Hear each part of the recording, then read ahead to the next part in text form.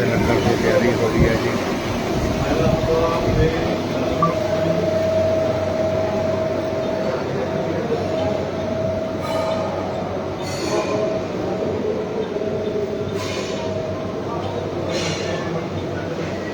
बाबा जी वाहिगुरू जी का खालसा वाहिगुरू जी की फतेह।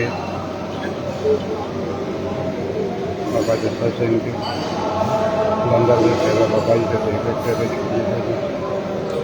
दाल सब्जी अमृत वेले कड़ी बननी है तो संध्या वेले खीर बननी है। अमरजीत सिंह जी वाहिगुरू जी का खालसा वाहिगुरू जी की फतेह। शमशेर सिंह जी वाहिगुरू जी का खालसा वाहिगुरू जी की फतेह। अमृत वेले लंगर है जो चावल होंगे हैं, प्रशादे हैं जी, दाल है, सब्जी है। एक जी संगत ट्रेन चल वापस आती है जी, उन्होंने स्पैशल सुखी सब्जी बनती है जी। जो संगत ने जिन भी वापस जाना हो जी, उन्होंने प्रशादे की सेवा है जी। जिन्हें प्रशादे संगत में चाहते हैं जी, सेवादार को मंग के प्रशादे ले सकते हैं जी। प्रशादे एक सब्जी पार्सल की जाती है, नाला चाह दिता जाता है जी। संध्या वेले का लंगर है उसके पुलाव होंगे है, दाल है, सब्जी है, तो प्रशादे होंगे हैं। रोज़ का लंगर रोज़ के हिसाब से वखरा वखरा अमृत का नाम सिमरन चल रहा है जी। सब लोग रविंदर सिंह जी के नाम के नाम को प्रार्थना करते हैं। आओ जी फतेह साझी करिए। बाबा जी वाहिगुरू जी का खालसा वाहिगुरू जी की फतेह।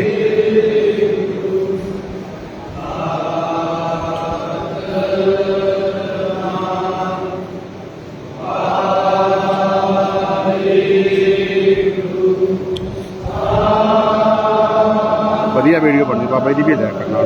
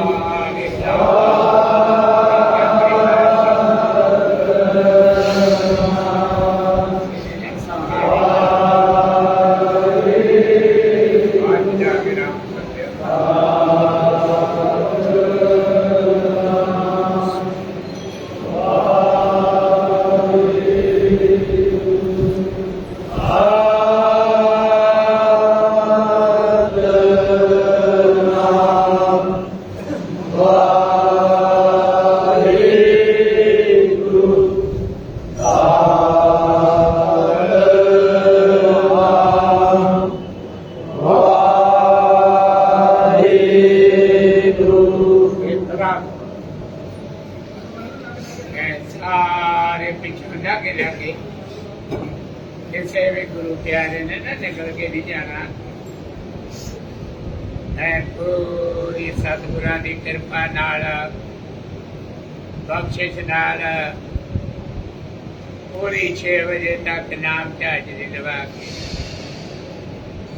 बड़े प्यार नाल इसे सत्कार दे नाल गुरु प्यारे ने सते खड़े रहना ना खड़े जो बनेगा वो गाड़ी करती है।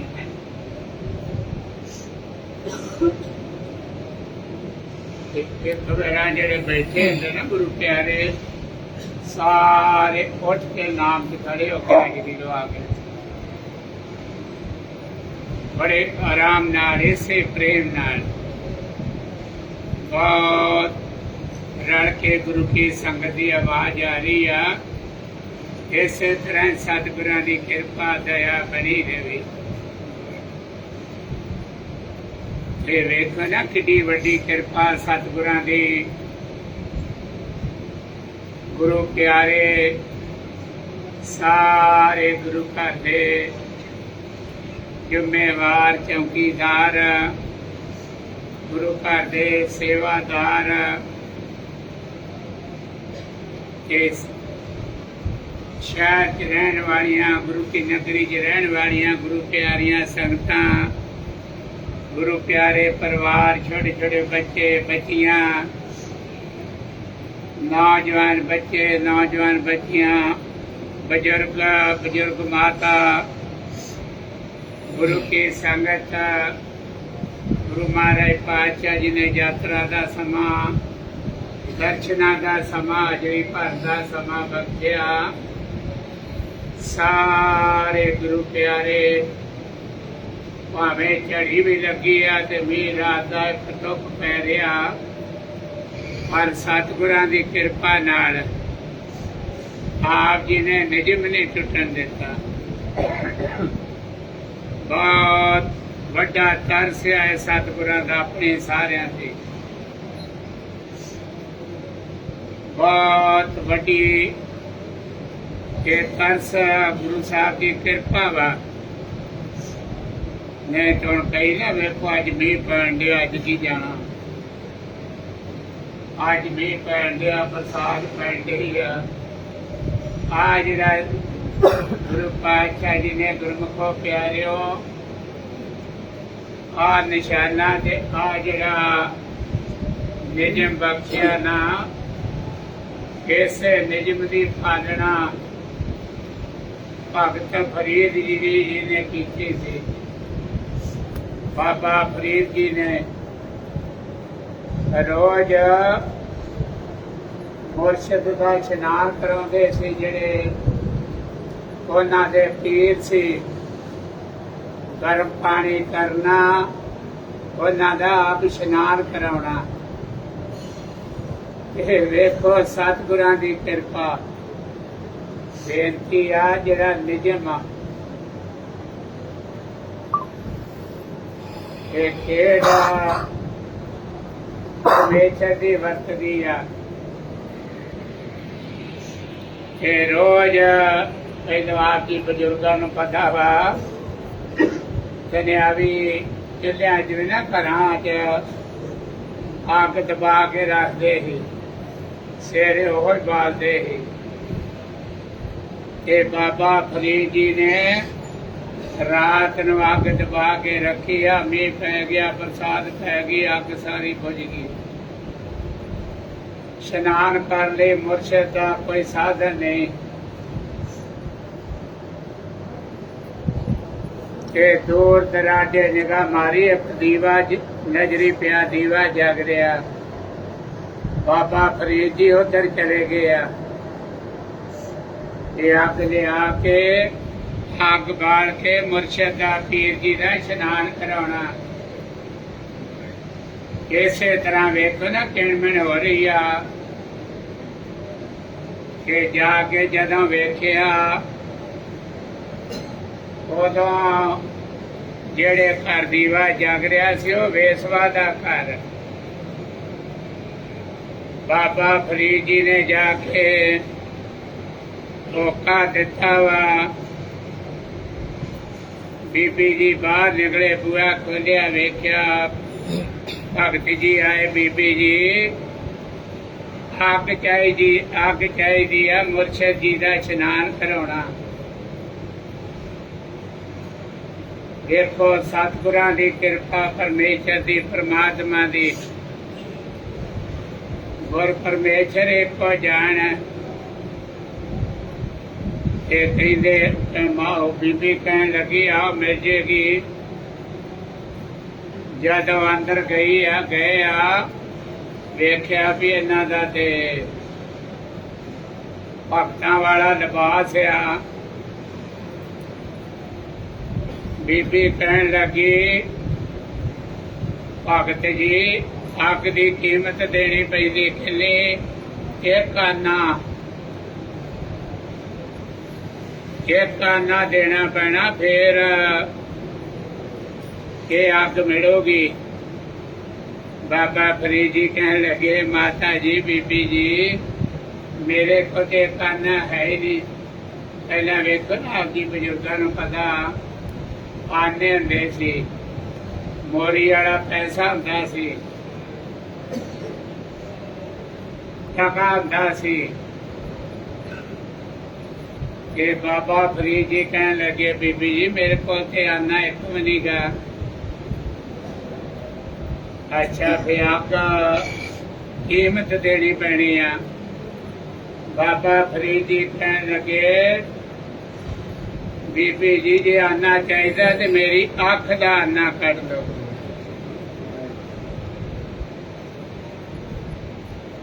ਆਪ ਅੱਖ ਦਾ ਆਨਾ ਕੱਢ ਕੇ ਉਹ ਬੀਬੀ ਦੇ ਹਵਾਲੇ ਕਰਤਾ, ਖਾਦੇ ਪੱਟੀ ਬੰਨ੍ਹੀ, ਅੱਗ ਲੈ ਕੇ ਤੁਰ ਲੱਗੇ। ਉਸੇ ਤਰ੍ਹਾਂ ਮੀਂਹ ਪੈ ਰਿਹਾ। ਤੇ ਜਦੋਂ ਵੇਖਿਆ ਕਿ ਹੁਣ ਜਾਣਾ ਕਿੱਦਾਂ, ਅੱਗ ਤੇ ਕਬਰ ਕਰ ਲਈ ਆ, ਲਗਾ ਲਈ ਆ, ਪਰ ਆਪ ਇਹ ਬਾਬਾ ਫਰੀਦ ਜੀ ਭਾਵੇਂ ਮੀਂਹ ਵਰ ਰਿਹਾ, ਬਰਸਾਤ ਪੈ ਰਹੀ ਆ, ਪਰ ਮੁਰਸ਼ਿਦ ਦਾ ਇਸ਼ਨਾਨ ਕਰਾਉਣਾ ਸੀ। ਫਰੀਦਾ ਗਲੀਏ ਚਿੱਕੜ ਦੂਰ ਘਰ, ਨਾਲ ਪਿਆਰੇ ਨੇਹੋਂ, ਚੱਲਾਂ ਤੇ ਭਿੱਜੇ ਕੰਬਲੀ ਰਾਹ ਤੇ ਟੁੱਟੇ ਨੇਹੋਂ। ਘਰ ਵੀ ਦੂਰ ਆ, ਗਲੀਆਂ ਗਲੀ ਦੇ ਚਿੱਕੜ ਵੀ ਆ, ਪਰਮੇਸ਼ਰ ਮੀਂਹ ਪਾ ਰਿਹਾ, ਪਰ ਮਨਕੇ ਜਿਹੜਾ ਰਚਨਾ ਉਹੀ ਗੁਰਬਾਣੀ ਚ ਰਚੀ ਆ ਪਾਤਸ਼ਾਹ ਜੀ ਨੇ। ਕਹਿੰਦੇ ਭਿੱਜੋ ਸਿੱਜੋ ਕੰਬਲੀ ਅੱਲਾ ਬਰਸੇ ਮੇਹੋਂ, ਜਾਹੇ ਮਿਲ ਜਾਏ ਮਿਲਾ ਤੇ ਨਾ ਸਜਣਾ, ਮੇਰਾ ਟੁੱਟੇ ਨਾ ਹੀ ਨੇ। ਅੰਬੜੀ ਭਿੱਜਦੀ ਆ, ਭਿੱਜਣ ਦਿਓ ਪਰਮੇਸ਼ਰ ਮੀਂਹ ਪਾਉਂਦੇ ਅੱਲਾ ਤਾਲਾ, ਪੈਣ ਦੇਣ ਪਰਮੇਸ਼ਰ, ਪਰ ਮੁਰਸ਼ਿਦ ਦਾ ਇਸ਼ਨਾਨ ਕਰਾਉਣਾ, ਨਿਤਨੇਮ ਨਾ ਟੁੱਟੇ, ਪ੍ਰੇਮ ਨਾ ਟੁੱਟੇ, ਨਿਉ ਜਿਹੜਾ ਉਹ ਨਾ ਟੁੱਟ ਜੇ। ਤੁਰ ਪਿਆ, ਜਾ ਕੇ ਅੱਗ ਬਾਲੀ ਆ, ਤੇ ਜਦੋਂ ਪਾਣੀ ਗਰਮ ਕੀਤਾ, ਮੁਰਸ਼ਿਦ ਜੀ ਦਾ ਨਾ ਇਸ਼ਨਾਨ ਕਰਾਉਣ ਲੱਗੇ ਆ, ਕਿ ਪੀਰ ਜੀ ਨੇ ਵੇਖਿਆ ਅੱਖ ਦੇ ਪੱਟੀ ਬੱਧੀ ਆ। ਫਰੀਦਾ ਅੱਖ ਦੇ ਪੱਟੀ ਬੱਧੀ ਆ, ਪੀਰ ਜੀ ਅੱਖ ਆਈ ਆ। ਪੀਰ ਜੀ ਕਹਿਣ ਲੱਗੇ, ਫਰੀਦਾ ਅੱਖ ਆਈ ਨਹੀਂ, ਅੱਖ ਸਵਾਈ ਆ, ਖੋਲ ਦੇ ਪੱਟੀ। ਪੱਟੀ ਖੋਲੀ ਆ ਤੇ ਅੱਖ ਨਾ ਭਰਨਾ।